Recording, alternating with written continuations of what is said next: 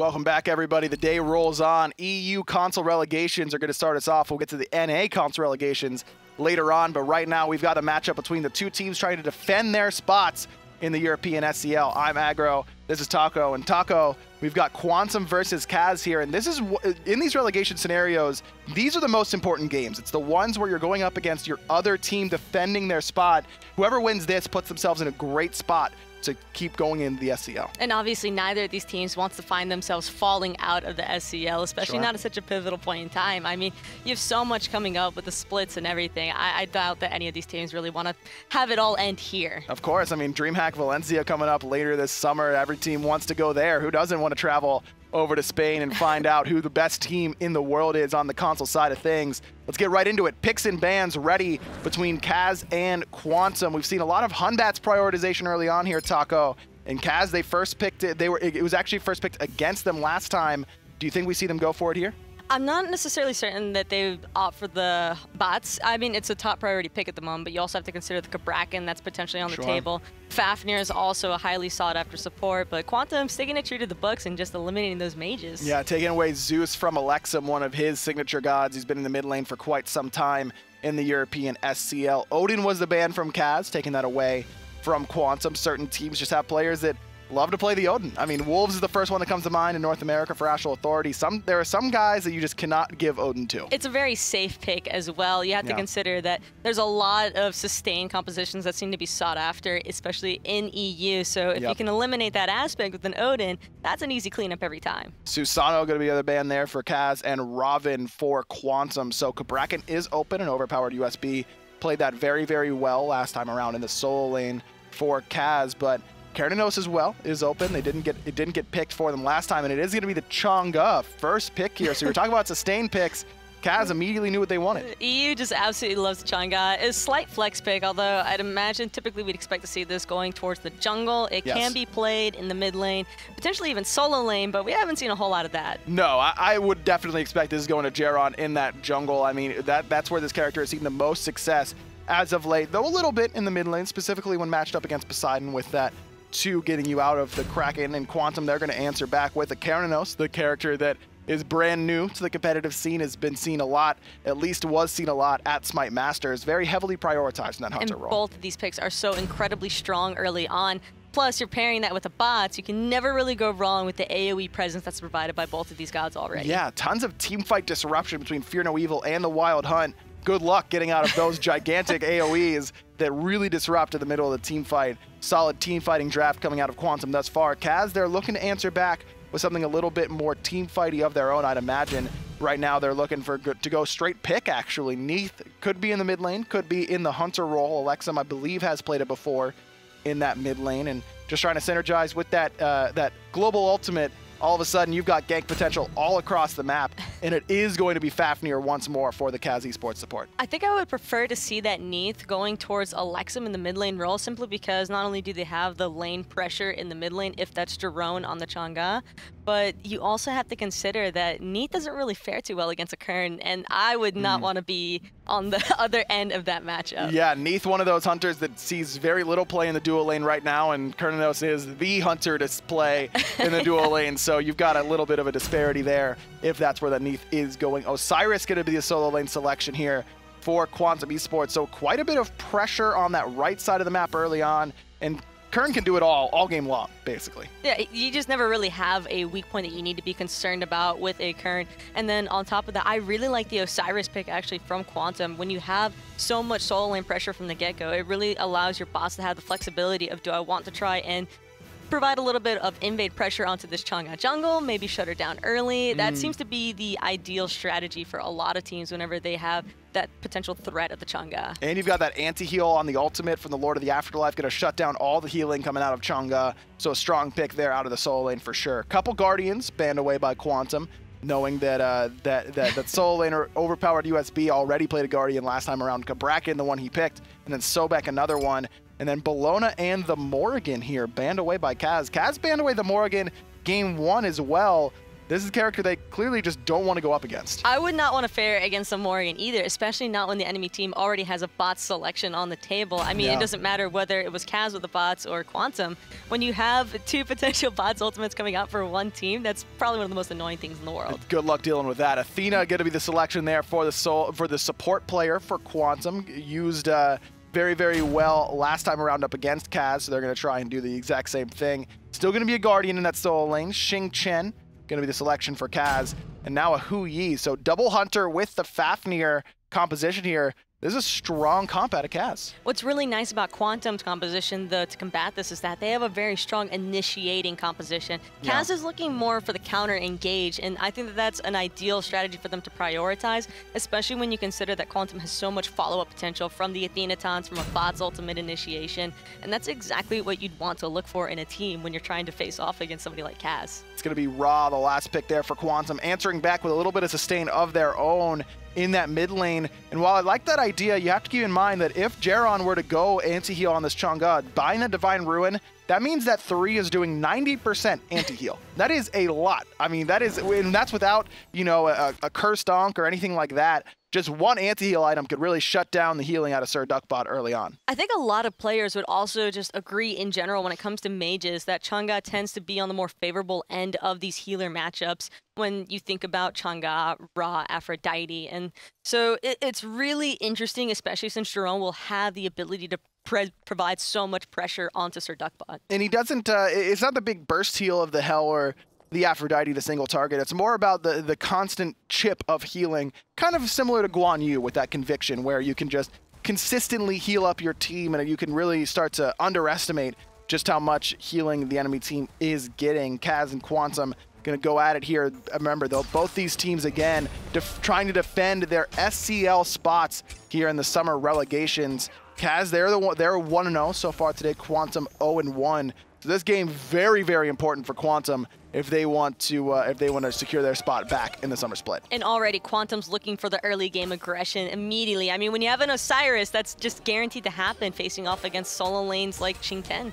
Elexum tried to steal away that speed buff, but was unable to do so. Maloaise is going to secure that for his team. Elexum and Jeron are going to hit level 2, courtesy of these back camps, but the overall experience lead is going to be in Quantum's favor because of how many buffs they've got to take on that right-hand side. OverPoweredUSB, he doesn't really care about his own blue buff. He knew that was gone as soon as Mango Man was playing that Osiris. But needs to be careful here with this rotation coming in from Maloaise and Mango Man.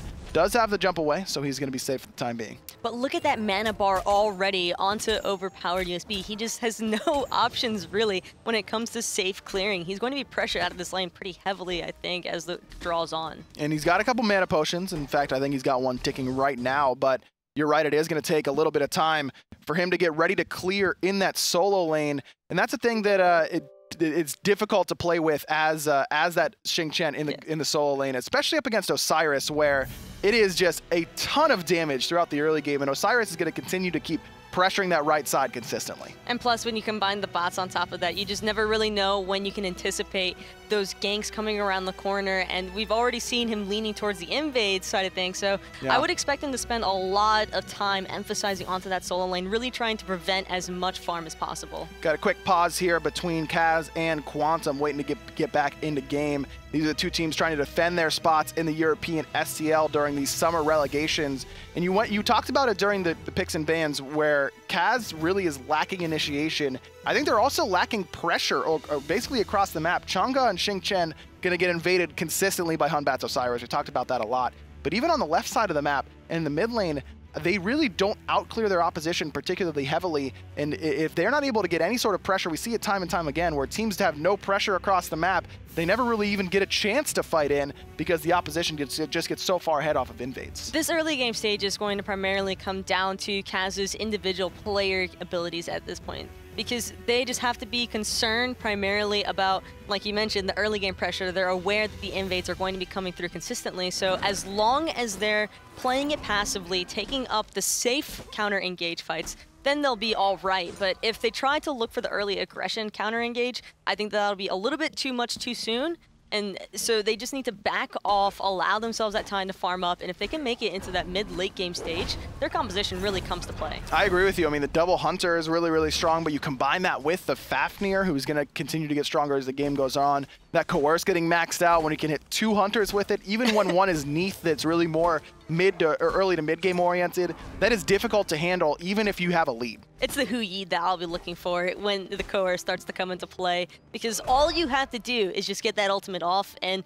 when you have factor in the sun's raining down on top of people, it's just, there's so much AoE and a lot of individual locking when you factor in the Chang'e ult and the Neith ultimates. I imagine that CAZ is probably going to be able to kill whoever they want to once the mid game starts to activate. Overpowered still having a little bit of trouble on that right-hand side, sitting down level 4 to Mango Man's level 5. And again, that just comes back to those invades that Osiris is able to do on that right-hand side. And that's been the story thus far. Quantum has really controlled those right side buffs, at least through the first rotation or so. CAZ, you mentioned that Dobson's the one you're looking at in the later stages once that Coerce gets maxed out.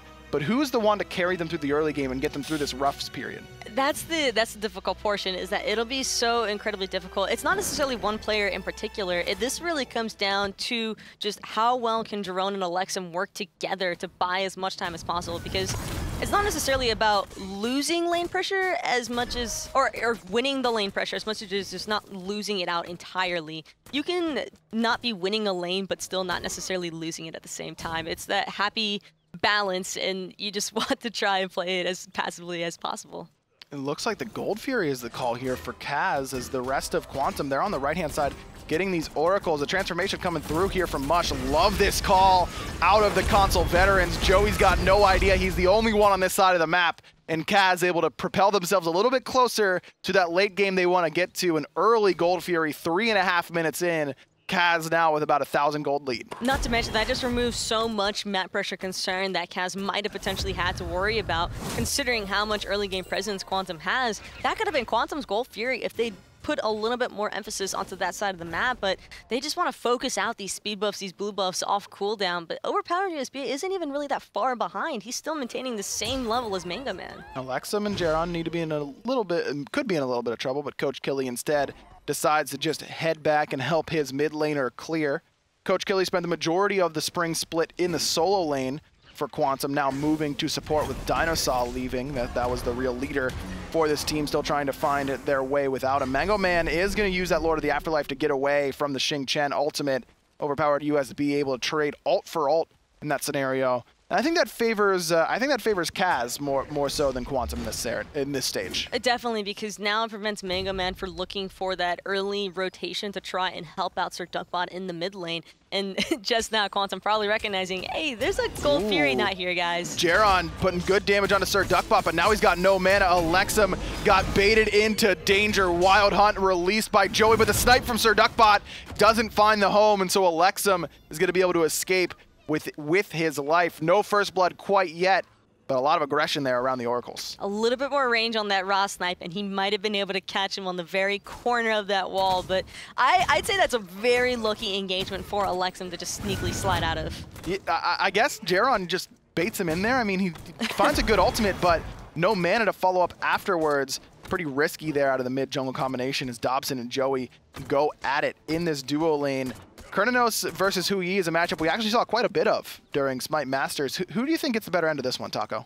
Early on, I would probably give it to the Hu-Yi just because of the lane clear presence, and a lot of it also falls onto the support that you're paired with in the lane. As an Athena current combination, you don't necessarily have the pressure from the levels 1 through 3, especially against Hu-Yi Fafnir, but having the threat of that taunt coming at any point in time from levels 4 onward, I'd say tends to favor the current just because he has such a low cooldown on his 2 that the clear and poke damage is very easy to maintain. Joeeey uses purification beads when he got hit by that World Weaver coming out of Elexum, and Dobson uses his there to get out of the taunt and entangled root combination. So both Hunters now without their beads, and Maloaise made the rotation, and he's going to be looking for the Hunter, but Mush going to stop him from jumping after him. Sirduckbot's going to claim first blood with that Searing Pain off the Fear No Evil. It wasn't the Hunter they were looking for, but Quantum still come out with the first blood. And that is definitely in favor of Quantum. They expend a couple of ultimates there using the Batz ultimate and the Raw, but considering that the Gold Fury is down anyway, you might as well use as many ultimates as possible to secure a kill because CAZ aren't going to be looking for an early game team fight. No, not at all. They're trying to farm up and get these hunters ready to go, getting Jeron ready to go on this Chang'e in the jungle. And with Sirduckbot's ult being on such a low cooldown, look, it's already almost up. It's halfway there in terms of being back up, specifically with that Sands of Time. Dobson getting dove on this left-hand side. Should eventually fall, but Coach Killy isn't able to find the kill. Finally gets the last hit, but Dobson's able to trade out 1-for-1 there. That's best case scenario for a hunter that looked dead to rights. That's 100% in Dobson's favor because typically you'd be happy having the 1v2 and just the guaranteed kill, but considering he was able to pick up the return, it completely wastes all the pressure that they were trying to imply there. Oh no, OverPoweredUSB was dead meat, but he baits himself long enough, and Elexum's able to find Maloaise in response. Mango Man still has his ultimate, decided not to use it as the defender of Olympus comes down as he stands in the heel. Decent damage there. On to MushH, the searing pain comes out from Sirduckbot, but not enough to knock him down. OverPoweredUSB is teleported back in and finds 2 with that pickup. Actually finds 0 after the purification beads from Sirduckbot and the ultimate out of Mango Man, but this Raw still in trouble. Jeron trying to chase him down with no ultimates left to go. I think that's going to be it. Somehow OverPoweredUSB survives, and it's Maloaise who pays the price. I'm honestly pretty shocked that it was able to turn so quickly, but I guess that's kind of the threat that you face if you're taking that long to secure a kill against a Neith Chang'e combination. I think it was just Mango Man trusting his jungler to try and pick that kill up, but should have just ulted and secured it. Every single time you want to just ult and secure it, and then maybe you could get out of danger there. So bad news bears for Quantum as they lose 1 on that solo side. Lucky that MushH doesn't fall as well after that ultimate out of Coach Killy. 2-2. Read the kills. CAZ up about 800 gold at this stage of the game, and that's a win for them considering they've got the later game composition between the Chang'e, jungle, the double guardian, and the double hunter. Whereas Quantum, they're looking for the more team fight oriented, big 5v5 disruption ultimates from both Maloaise and Joeeey. Quantum really just need to get in and get out a lot more often. These kills need to be secured much faster than what they have been going right now. Otherwise, they could very easily find themselves getting snowballed should they keep losing their picks to the side of CAZ. And CAZ, they're just trying to wait it out, as we mentioned. Sirduckbot's had a pretty solid game on this Raw thus far. The snipe conversion rate has been there, but not to pick up that first blood by those Gold Fury oracles, but instead, on the left-hand side, he helped pick up first blood, and then on the right, almost knocked down MushH. So his transition out of Hunter into mid has looked pretty fruitful thus far as Dobson finds a nice ricochet on the Joeeey in the duo lane. That's always the fun part about this Chiron Hu-Yi, but now it's actually going to be Dobson getting the better end of things. Joeeey dashes forward, but Dobson finds him with the ricochet off the wall. Joeeey does clean up Dobson in response, so 1-for-1 thus far, but CAZ want to keep on going. Stun onto Sirduckbot, great moonlit waltz as well, and there's going to be the kill. MushH finds the kill onto Sirduckbot, 2-1 now in favor of CAZ, but Mango Man's made the rotation. He's looking for Jeron, the Lord of the Afterlife, roots the jungler in place. Maloaise finds his first kill of the game, and MushH might be next. Transforms at the wrong time, ran out of timer on that draconic form. Love Mango Man's positioning, waiting for the jump, but can't quite find the slow. That slow would have been the guaranteed kill. Yeah, that would have been it. I'm convinced because he had the damage available. Just a couple more in-hands would have definitely secured it. And now Elexum's left alone to try and defend this purple buff against Mango Man. But I'm not sure level 10 Neith really wants to try and box up against the level 12 Osiris. But with Dobson respawning and heading back level 11, I think that's a smart play by Mango Man to give up that buff invade. CAZ and Quantum again go 2-for-2. So now we're at 4-for-4 overall. These two teams pretty evenly matched through 10.5 minutes, almost 11 now. About 1,200 gold in the lead for CAZ, but the experience is about 2,000 for Quantum. Again, that gold lead really going back to that early Gold Fury that CAZ was able to secure, whereas the experience difference, that's coming from Quantum invading buffs on the right-hand side. I've got to hand it to Coach Killy, though, especially after that last engagement. The only reason why Joeeey was able to trade out with Dobson was because he managed to find the taunt back into Joeey's damage. And had that not happened, I think that definitely would have been the turning point for this duo lane. Dobson's already trying to play this matchup much more aggressively, so if he keeps finding the jump stuns onto Joeeey, it's very easy for Hui to get the upper hand in these box engagements. That Defender of Olympus was also huge in that engagement, just to allow Joeeey to live long enough to get his damage off so that he could find that return kill onto Dobson. Joeeey coming back to lane after helping his mid laner secure those oracles on the left-hand side. Gold Fury has respawned, been up for quite some time, getting a little bit tankier now as we reach the early parts of the mid game. Maloaise has a slight lead, I would say, in terms of damage, certainly in that jungle, but about a little bit ahead in terms of XP as well, I believe, over Jeron again. All going back to those invades on the right, but CAZ has kind of weathered the storm in terms of handling Mango Man. He hasn't been out of control on that side. Yes, he comes over and makes an impact on that duo lane fight, whereas OverPoweredUSB does not, but again, you're just waiting for these late stages of the game to allow CAZ to really have their composition shine. And it's going to be difficult for CAZ, I think, for the next few minutes especially, just because you can tell that Quantum are recognizing they're starting to approach that point in the game where if they don't do something now, they might not be able to do anything later on. So I'd kind of expect Quantum to take up the more aggressive front at this point. 2 Sunders, one for each solo laner, just trying to augment their damage towards the later stages of the game.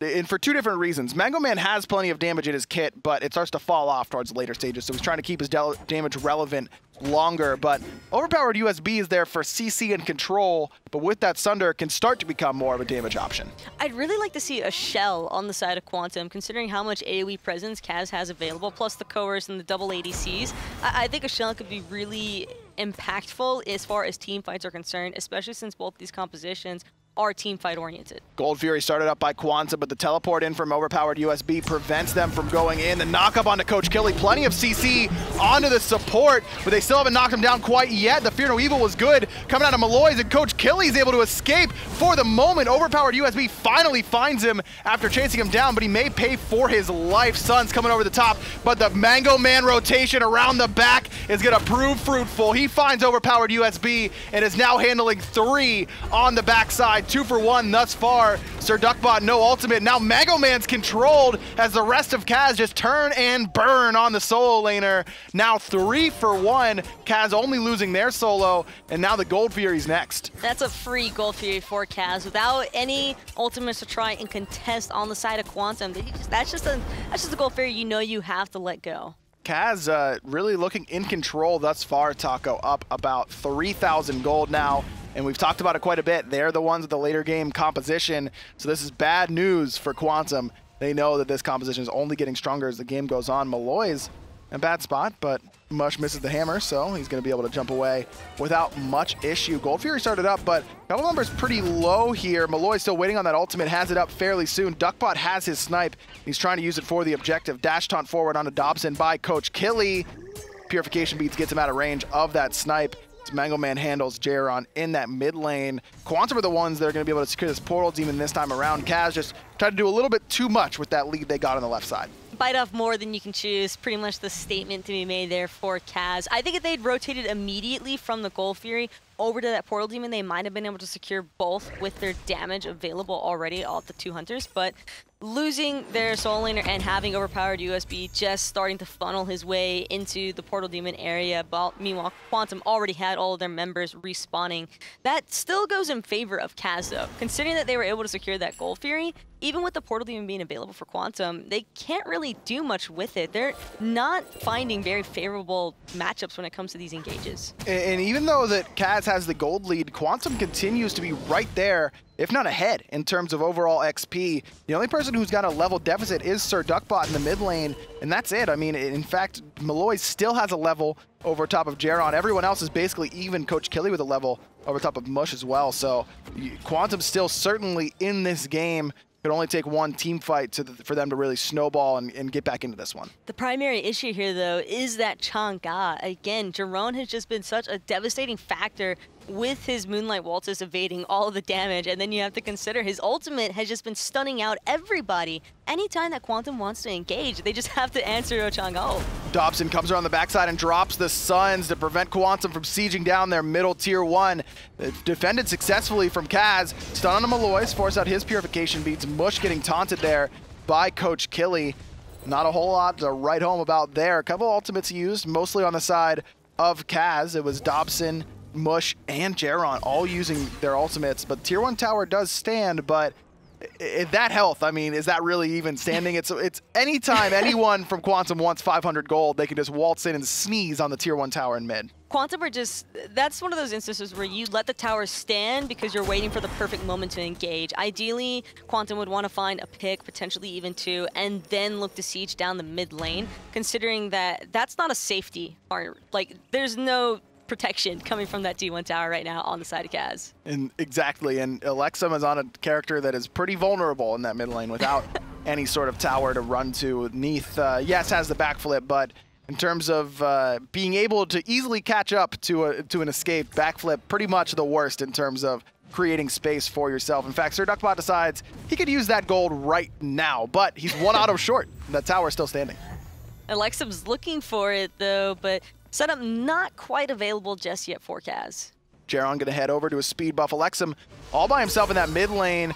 Backflips in time to get out of the taunt there from Coach Killy. But Coach Killy continues to get a lot of farm. Basically everyone is pretty evenly farmed in this game, and that's usually a bad sign for mid laners and hunters, where you're the same level or very close to the same level as a support. It can be very difficult to punch through that natural tankiness of these characters if you're not significantly leveled over them. Quantum has been playing surprisingly safe. I think that's primarily due to the fact that they just lost so many of those early engagements to the counters by CAZ. So now they're concerned, if we don't get the pick immediately, then we just have to fall back. But you don't want to necessarily give them the time for that. Taunt there onto Mush. Elexum again is able to get out of that crowd control coming out of Coach Killy.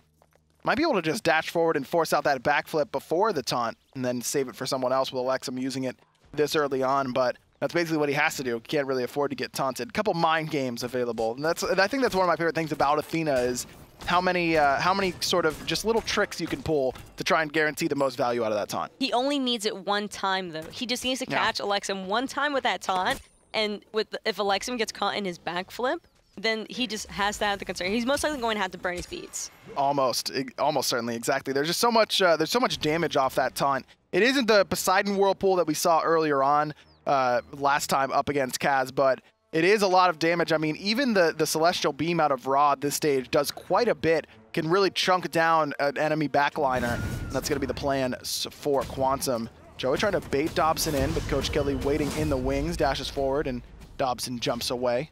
Coach Killy doing a lot of dashing forward and watching people jump away from him thus far, but as you mentioned, only needs one to really turn this game around. Quantum, they're going to start up this Gold Fury. They've got that Searing Pain available if they want to just try and do this right in CAZ's face to secure it, but that Fear No Evil is jumped out of by Elexum. Now Maloaise is in trouble. Waxing Moon from Jeron hits absolutely nobody, and Overpowered USB forces out the beats from Maloaise. Good taunt there out of Coach Killy, and a big snipe coming out of Sirduckbot, but not enough damage to knock anybody down. Maloaise gonna eat that World Weaver as Elexum steps forward, but can't quite find that Spirit Arrow.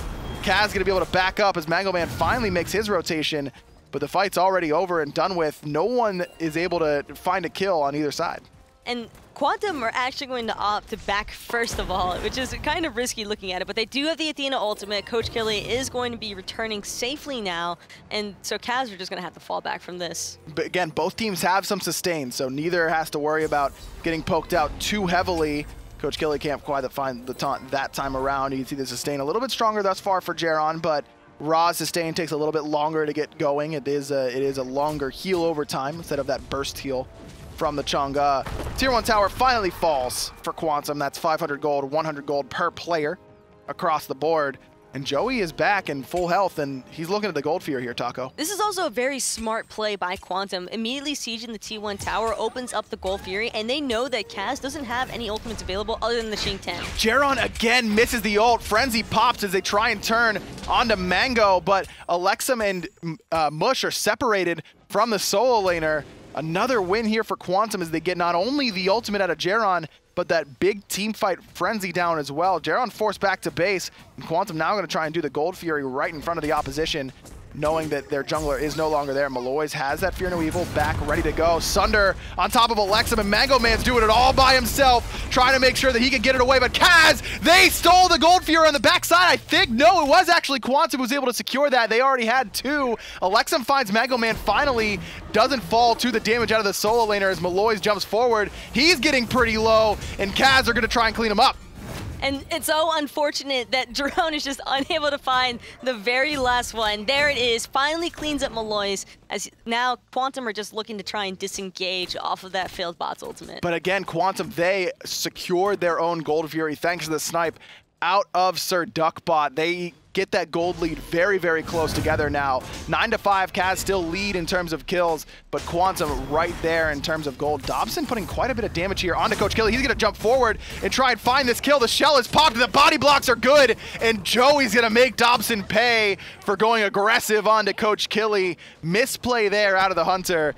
A little bit too greedy, I'd say, Taco. A little bit of unnecessary greed, but that did distract Quantum enough to permit CAZ to secure the Portal Demon on the opposite side of the map. And that's big. That's a little bit more global gold, where Dobson has to take a seat and loses some own personal gold. The rest of his team gets a little bit more of a boon. Mango Man did a great job there of zoning away 3, almost killed Elexum, but anytime you're losing your solo laner for a mid-game Gold Fury, that's going to be worth it for you in the end. If Maloaise had managed to find the Batz ultimate onto anybody after the Gold Fury Secure had come through, though, that would have 100% been Quantum's fight.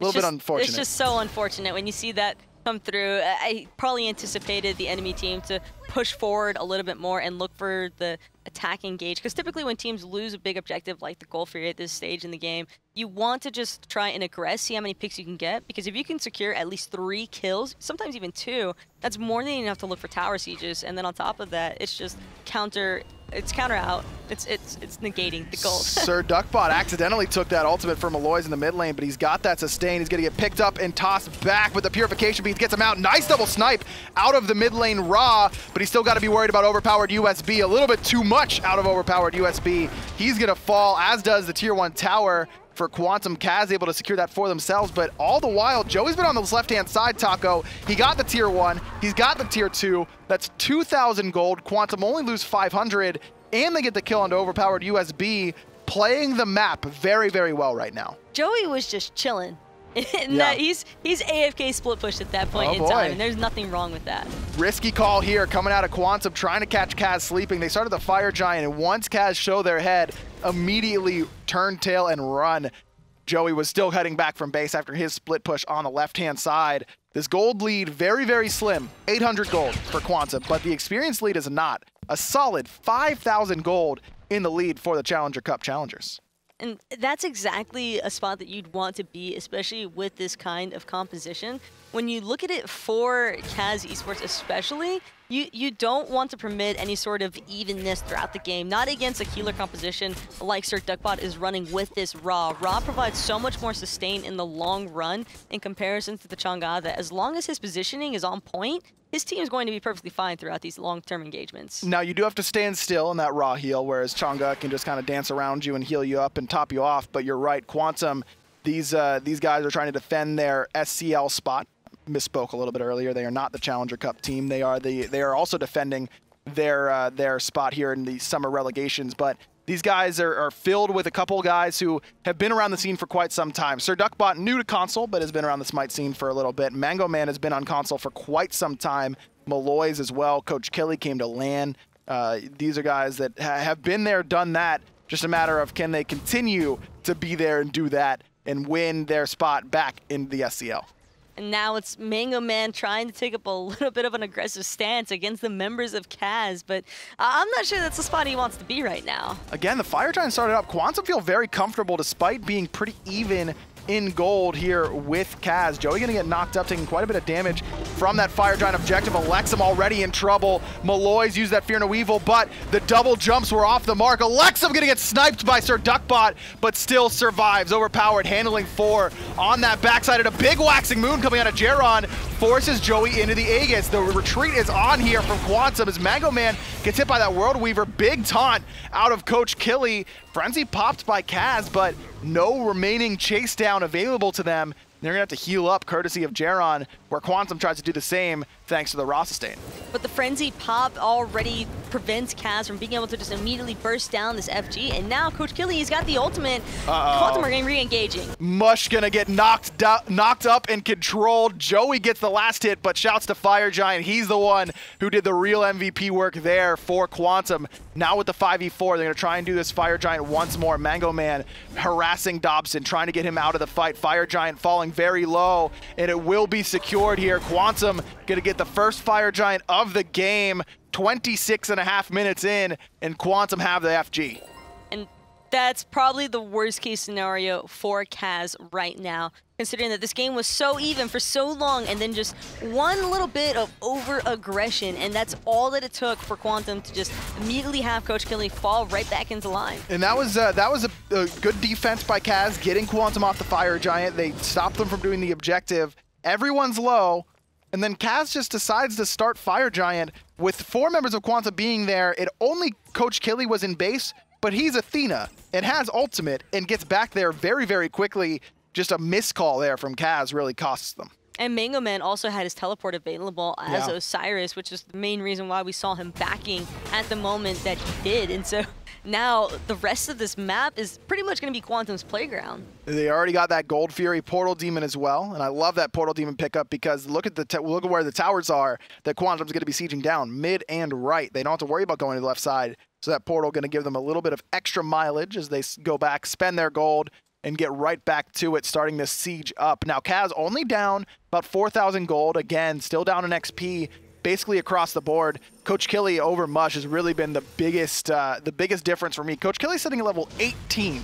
Mush is only level 14, a 4-level difference between the supports. Coach Killy has just been all over the map, and a large portion of that can be accredited to the fact that he is Athena, so he can rotate a lot more freely than what Mush can, but you just have to constantly still be wary for Quantum because one misstep could definitely be an easy tower defense by CAZ. Coach Killy finds 2 with the taunt. Good damage. A snipe is good onto Mush, who's not even going to be able to transform. Joeeey finds the first kill of this engagement. Maloaise blinks into the backline and finds that Fear No Evil, forcing out both Joeeey and Elexum. Tier 2 tower falls as Mango Man continues to chase down Dobson. World Weaver's good peel for the Hunter. Mango Man's not going to be able to clean up this kill. Going to take a little bit of damage underneath that Phoenix, but a lot of attention paid to the solo laner where the rest of Quantum is charging down the right side. Elexum falls low.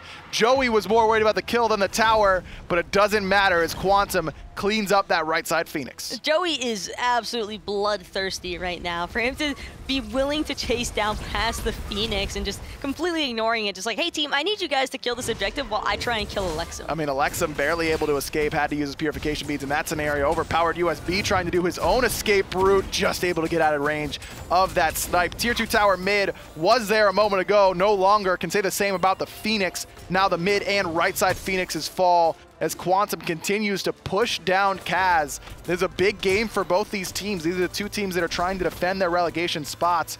And usually in these scenarios, the team that wins this is in a good spot to go back to the SCL. The Elexum and Jeron still trying to chase down Mango Man as overpowered USB jumped into the entirety of Quantum, and Maloaise says, what are you doing, dog? He's gonna find his second kill. Great snipe again out of Sirduckbot, but Elexum still able to survive for the moment until Maloaise finds it around the back.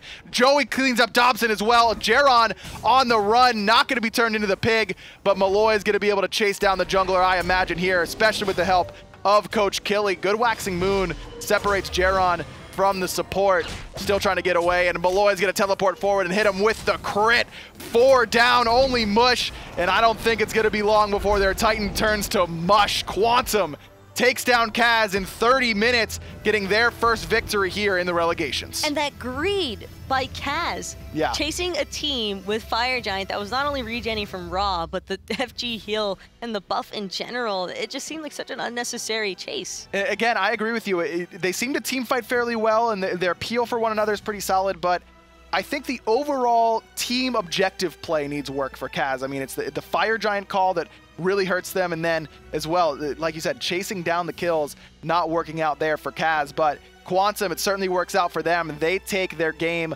over top of CAZ. This is a very important one. A lot of players had really solid games here for Quantum. Shoutouts to Sirduckbot though, and I think that he really picked it up on the Raw and the snipes in general, and then combining that with the damage that we saw coming out of the Kern, he knew that if he protected Joeeey, everything was going to just fall into place. And Joeeey certainly made it happen here for Quantum. This was definitely a turning point as CAZ had just lost an objective on the left-hand side. Yes, they get the Portal Demon during that engagement, but I think that's what Joeeey just seemed to play a lot better after he got that big kill with 2v1.